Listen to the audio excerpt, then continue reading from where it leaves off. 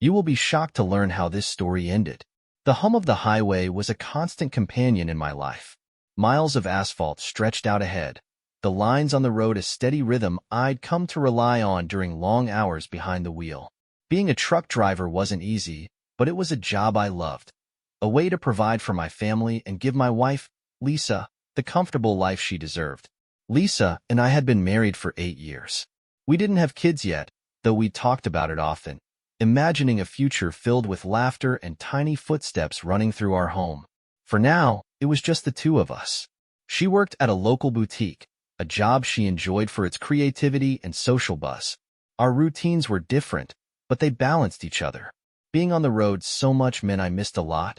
Family dinners, late-night movies on the couch, and the little moments that made a house feel like a home. Lisa understood, or at least she said she did. She'd always been independent, and I took comfort in believing she was strong enough to handle the times when I wasn't around.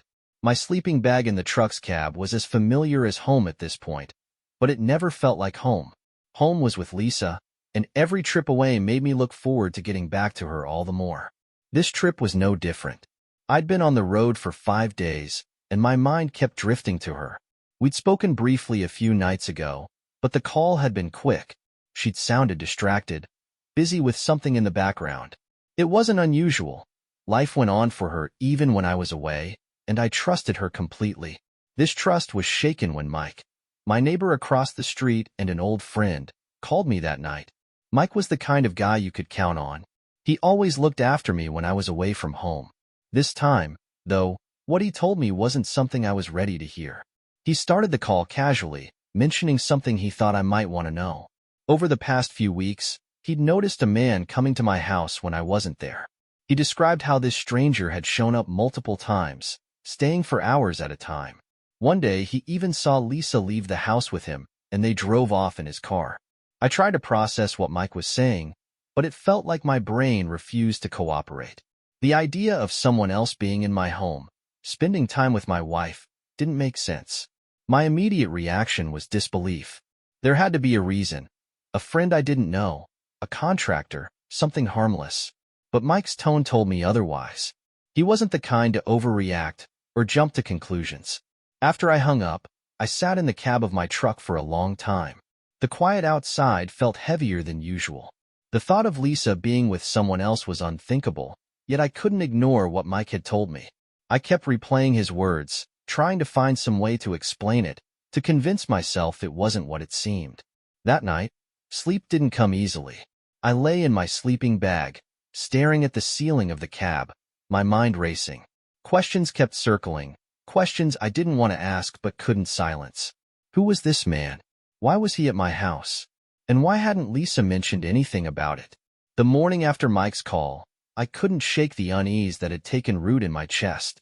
The road stretched out before me as always, but my thoughts were miles away, circling around Lisa, around the man Mike had mentioned, and around what might be happening in my absence. I didn't want to jump to conclusions, at least, that's what I told myself. But the longer I drove, the more the questions built up, and by the time I stopped for a break, I knew I had to talk to Lisa. I couldn't outright accuse her. I needed to approach this carefully, to see if she'd give something away on her own. I called her during a quiet moment, keeping my tone light. I asked about her day, about how things were going at work, and about anything new happening at home. She answered easily enough, describing a few errands she'd run and mentioning something about reorganizing the living room. She sounded normal, like the Lisa I knew, but there was a faint edge to her voice, something almost too practiced, as if she were making sure everything sounded perfect. As we talked, I slipped in a question, phrased innocuously, about whether anyone had stopped by the house recently. Her answer was quick and dismissive. No, nothing out of the ordinary. I pressed just a little more, asking if she'd had time to catch up with any friends or neighbors. Again, her answer was casual, brushing off the idea as if she barely had time for such things. Her responses left me feeling no closer to the truth, but there was something about the way she spoke, just a little too breezy, too quick to move on, that kept my doubts alive. After the call, I sat in the cab of my truck, staring at the dashboard. If Lisa was hiding something, she wasn't going to admit it outright. But Mike's call had already put the possibility in my mind, and I couldn't ignore it. Later that evening, I called Mike. I didn't want to involve him any more than I had to, but I trusted him, and I needed someone who could see what I couldn't while I was away. I told him that something felt off and asked if he could keep an eye on the house for a few days, just to see if anything unusual happened. Mike didn't hesitate. He said he'd noticed the man a few times already, so it wouldn't be hard to watch for him again. The way he said it made my stomach turn. It wasn't just an idea anymore. There was someone else in my life, someone else who had been in my home while I was gone. The next few days passed in a haze of worry and frustration. I went through the motions of my job, but my thoughts were always elsewhere. Every time my phone buzzed, I felt a rush of nerves, half expecting Mike to call with more bad news. I told myself I was being paranoid, that there was still a chance this was all a misunderstanding. But deep down, I couldn't shake the feeling that something was slipping through my fingers, something I hadn't noticed until it was too late. Lisa and I kept in touch as usual, our calls brief and casual. I didn't let on that anything was wrong, though each conversation felt like a test, as if I was waiting for her to slip and say something that would confirm my fears. Mike called me late on the second evening, his voice low and cautious. He said he'd been watching the house, as I'd asked, and had seen something unusual. Earlier that day, a man had pulled up in a gray sedan and parked outside. He stayed in the car for a few minutes before Lisa came out to meet him. They spoke briefly by the car, and then, to my dismay, Mike said he had seen them embrace. It wasn't just a polite hug, he explained, but something more personal, longer, closer. They hadn't lingered outside for long, though. Soon after, they'd both gotten into the car and driven off. Mike admitted he hadn't followed them. He hadn't wanted to risk being noticed, but his words were enough to make my chest tighten. The image of Lisa in another man's arms burned in my mind, erasing any chance of rationalizing this away. I thanked Mike, trying to keep my voice steady, and hung up. But my thoughts were anything but steady. This wasn't just speculation anymore. It wasn't a friend from work stopping by or a neighbor lending a hand. Someone else was in my wife's life, and he wasn't just passing through. The next day, Mike called again, and this time he had more than just words. He'd followed through on my request to keep an eye on Lisa, and while I hadn't explicitly asked for evidence, he decided to take a photo when the man returned. When Mike sent the picture, I stared at it for what felt like hours. There was Lisa, standing by the gray sedan, her arms wrapped around a man I didn't recognize. His face was turned slightly away, but I could see enough to know he wasn't someone I knew. The way they stood together, close and familiar, left little doubt about the nature of their relationship. The confirmation hit me like a blow to the chest. I tried to convince myself that there might still be an innocent explanation, but the picture refused to let me believe it. It was clear that Lisa had crossed a line, one that I couldn't ignore. I spent the rest of the day in a daze, going through the motions of my job while my mind churned. By the time I pulled into a rest stop for the night, I knew what I had to do. In a few days, I'd be home, and when I got there, I wouldn't be subtle anymore. The drive back home felt like the longest I had ever taken. Every mile stretched out endlessly, my thoughts circling around the photograph Mike had sent and what it meant for my marriage. Lisa's face, her arms wrapped around another man, was burned into my memory. I'd stared at that image so many times over the past few days, hoping to find some detail that would change its meaning, but there was none. It was exactly what it looked like. I hadn't confronted Lisa over the phone. Part of me wanted to, but I knew it wasn't the time. This wasn't a conversation to have from the cab of my truck, hundreds of miles away. I needed to see her face, hear her voice, watch her reaction as I laid the evidence in front of her. As the miles passed, I tried to piece together what I would say, how I would handle it. My emotions swung wildly between anger, sadness, and disbelief. One moment, I'd imagine shouting at her, demanding answers. The next, I'd see myself calmly asking why she had done this, why she had risked everything we had built together. By the time I pulled into our driveway, the house looked exactly as it always did, calm, inviting, and normal. The sight of it twisted something deep inside me. That facade of normalcy now felt like a cruel joke, a mask hiding whatever had been happening inside while I was gone. I sat in the truck for a moment, gripping the steering wheel and staring at the front door. I wasn't ready, but I knew I couldn't delay any longer. When I walked into the house, the familiar scent of Lisa's cooking greeted me. She was in the kitchen, her back to me as she stirred something on the stove. For a moment, I just watched her, torn between the love I still felt for her and the betrayal that now overshadowed everything. She turned when she heard me, her face lighting up in a smile that, under any other circumstances, would have made my heart warm. Now, it only made me feel cold. She asked about my trip, her tone casual, but there was a slight edge to it, as if she sensed something was different. I didn't answer right away. Instead, I set my bag down and looked around the house, noting how clean and organized everything was. It felt staged, as if she had gone out of her way to make everything look perfect before I got home. Finally, I told her we needed to talk. Her expression changed, the smile fading as she looked at me more closely. I could see the questions in her eyes, the unease creeping into her posture. I didn't launch into accusations right away. Instead, I started by asking her how things had been while I was gone. I asked about work, about the house, about anything that might give her an opportunity to come clean. But her answers were as smooth and practiced as ever, her tone light and unbothered. When I mentioned Mike, her reaction was subtle but telling. Her eyes flickered just slightly, and her hands tightened around the edge of the counter. I told her that he'd been looking out for the house while I was away, that he'd mentioned seeing someone stopping by. Her response was quick, dismissive. She waved it off as nothing important, claiming it must have been someone from the neighborhood or a delivery driver. I could feel my anger rising, but I held it back, determined not to lose control. Instead, I reached into my pocket and pulled out my phone. I opened the photo Mike had sent and placed it on the counter in front of her. For a moment, she just stared at it. I watched her face closely, looking for any sign of guilt or regret. Her expression shifted from confusion to shock, and then, finally, to something I couldn't quite read. She didn't deny it. She couldn't. The evidence was right there, undeniable and damning. I demanded an explanation.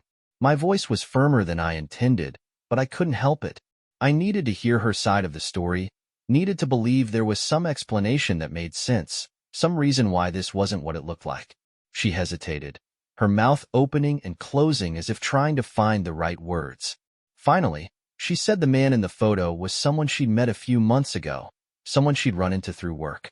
She said it wasn't what I thought, that they had been friends, nothing more.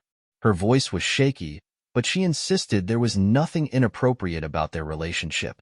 Her words felt like a lifeline, a shred of hope that maybe, just maybe, Mike had misread the situation, that the photo didn't tell the whole story. I wanted to believe her, desperately, but I couldn't ignore the tension in her voice, the way she avoided meeting my eyes. I pressed her further, asking why she hadn't mentioned him before, why she hadn't told me about someone she was spending time with. She stumbled over her answers, claiming she didn't think it was important, that it hadn't seemed worth bringing up. The more she spoke, the more her words felt like a smokescreen, as if she were trying to deflect without actually denying anything outright. My hope began to waver, replaced by the gnawing certainty that there was more to the story than she was admitting. I told her I wasn't convinced, that her explanations didn't add up. Her voice grew more frantic then, pleading with me to believe her, to understand that she hadn't wanted to hurt me. But her desperation only made her seem guiltier, as though she were trying to patch up cracks in a dam that had already burst. That night, I slept on the couch, my thoughts a tangled mess of doubt, anger, and heartbreak. I still wanted to believe her, but the evidence was undeniable. Deep down, I knew the truth was already staring me in the face. By late morning, I decided I couldn't keep avoiding her. If there was a chance this was all a misunderstanding, I needed to hear her side of it, fully, without the vague answers and dismissive tone she had given me before. I found her in the kitchen, absent-mindedly wiping down the counter. She looked up when I entered, her expression wary but expectant. I started carefully, keeping my voice calm. I told her I needed her to tell me the truth about the man in the photo, that I needed to know who he was and why she had hidden him from me if there was nothing to hide. She tensed slightly at my words, her hand stilling on the cloth she was holding. After a pause, She took a breath and began speaking. She told me his name was Jason, a friend she had met a few months ago through one of her coworkers. She said they had bonded over a shared interest in photography, something she had picked up as a hobby during my long stretches on the road. According to her, Jason was married, though his wife didn't share his interest in photography, which was why he often attended events or workshops alone. Her voice wavered slightly as she explained that she hadn't mentioned him to me because she didn't think it was significant. She claimed she hadn't wanted me to worry or read too much into it, especially knowing how much time I spent away. I asked her why they had been so close in the photo, why she had hugged him like that. She hesitated, glancing down at the floor before saying it was just a friendly gesture, nothing more. She insisted that there was no romantic or physical relationship between them, that it was purely a friendship. Her words hung in the air, and for a moment, I considered the possibility that she might be telling the truth. After all, it wasn't entirely unheard of for people to form friendships outside their marriages, and not all of them were inappropriate. But then, why the secrecy? I pressed her further, asking why she had gone to his house and why she hadn't told me about it. Her explanation came quickly. She had visited him to pick up a photography book he had borrowed from her. She added that they had spent some time discussing a project she was working on, and that was all. She looked at me then, her eyes filled with something between defiance and pleading, as if daring me to believe her while silently begging for forgiveness. I sat quietly for a moment, turning her words over in my mind. On the surface, her story was plausible. She had always loved photography, and it wasn't hard to imagine her connecting with someone over a shared passion. But there was still a gnawing feeling in my chest, a sense that something wasn't adding up. Her voice broke through my thoughts as she asked if I believed her. I looked at her, studying her face for any hint of deception. She seemed earnest, even vulnerable, but I couldn't ignore the unease that lingered in the pit of my stomach. I told her I wasn't sure. I said it would take time for me to process everything, to figure out whether I could trust her again. She nodded, her shoulders slumping as if the weight of the conversation had drained her. As I walked away, I couldn't shake the feeling that her story, while detailed and carefully constructed, left something out. It felt too neat, too convenient, like a puzzle with just enough pieces missing to keep the full picture hidden. That evening, the house was unusually quiet. Lisa and I were both trying to act normal, though the tension between us was palpable. She suggested we watch a movie together, and I agreed, more out of habit than interest. As the hours ticked by, I tried to focus on the screen, but my thoughts kept drifting back to our earlier conversation. Her explanations had sounded plausible, yet something about them still felt off. I couldn't shake the feeling that there was more she wasn't telling me. Midway through the movie, I heard the distinct sound of a car pulling up outside. The noise broke my train of thought, and I glanced at Lisa, who seemed momentarily startled before quickly composing herself. She didn't say anything, but her eyes darted toward the window. A moment later, there was a knock at the door. The sound was firm but hesitant, as if whoever was outside wasn't entirely sure they should be there. I stood, my curiosity tinged with suspicion, and walked to the door. Lisa didn't move, though her body stiffened noticeably as I approached. When I opened the door, the last thing I expected to see was Jason standing there with a bouquet of flowers in his hand. He looked as surprised to see me as I was to see him. For a moment, neither of us spoke, the awkward silence stretching between us like a chasm. Finally, Jason broke the silence, his confusion evident. He asked who I was, his tone cautious but polite. I answered curtly, saying I was Lisa's husband. Jason's expression shifted instantly. The color drained from his face, and his posture stiffened. He stammered that he didn't know, his voice faltering as he glanced back at the car he had come in, as if contemplating escape. My chest tightened as anger bubbled to the surface. I stepped aside, gesturing for him to come in. He hesitated but eventually stepped over the threshold, his discomfort evident. I turned and called for Lisa. She appeared a moment later, her eyes widening in shock when she saw Jason standing in the entryway. The look on her face was all the confirmation I needed. Whatever thread of doubt I'd been holding on to snapped in that moment. Jason turned to Lisa, his confusion giving way to frustration.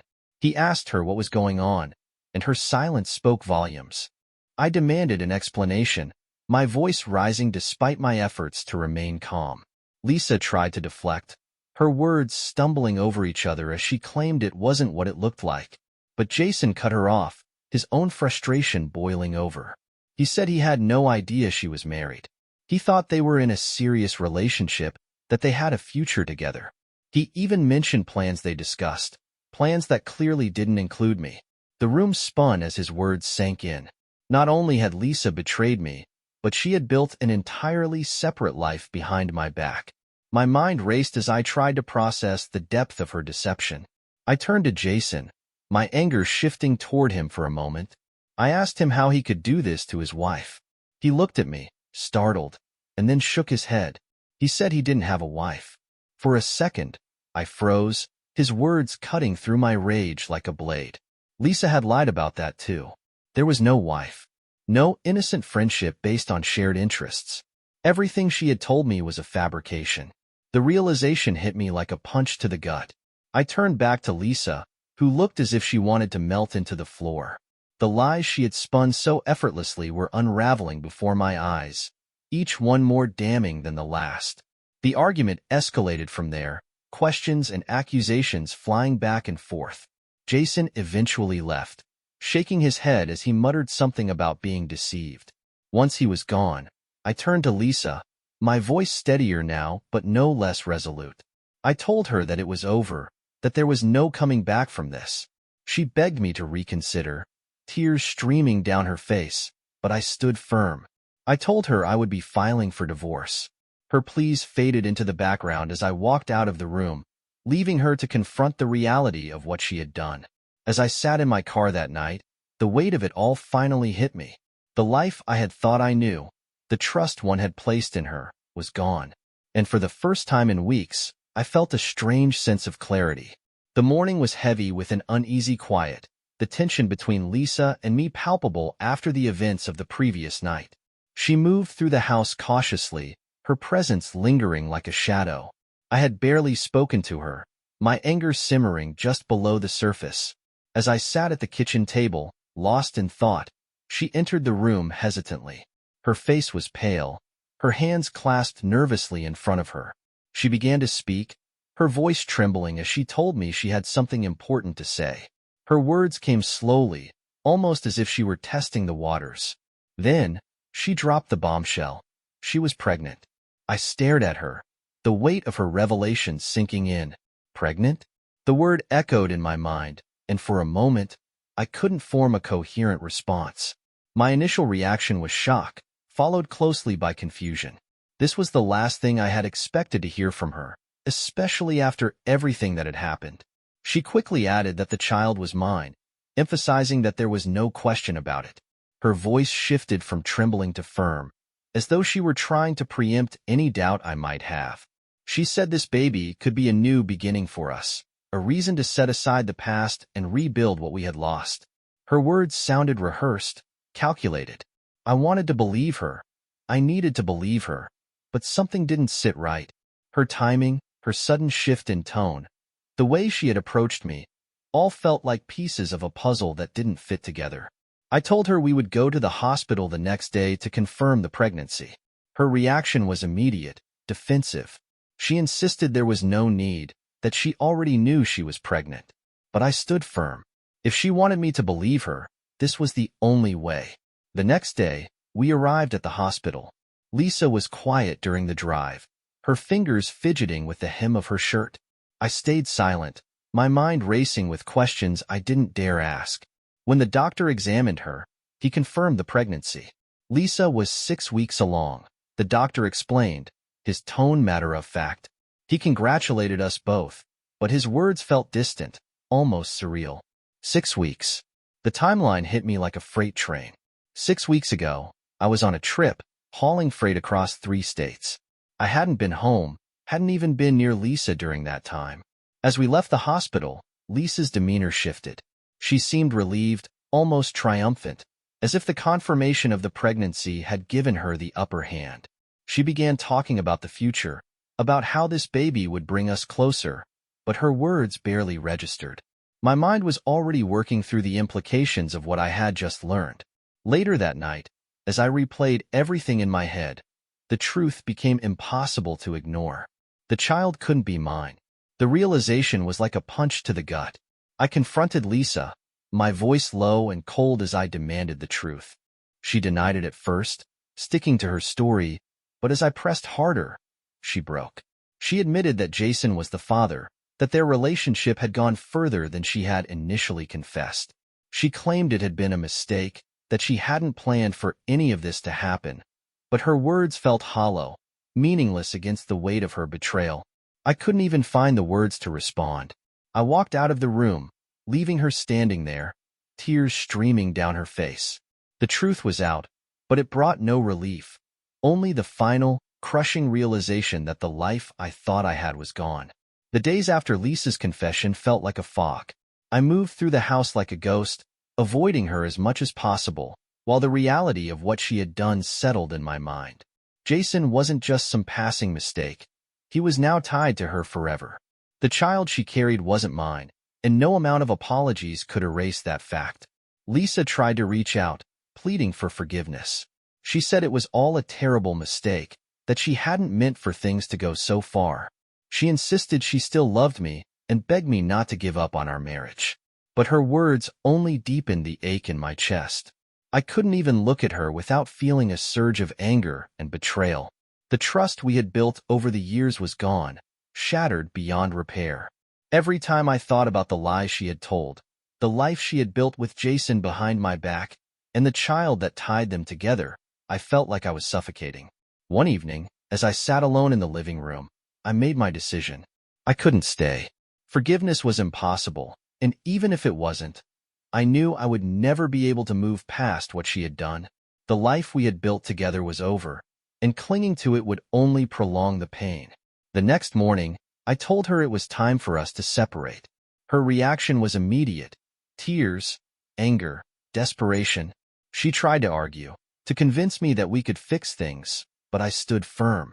I told her I would be filing for divorce, and that I wanted her to move out of the house as soon as possible.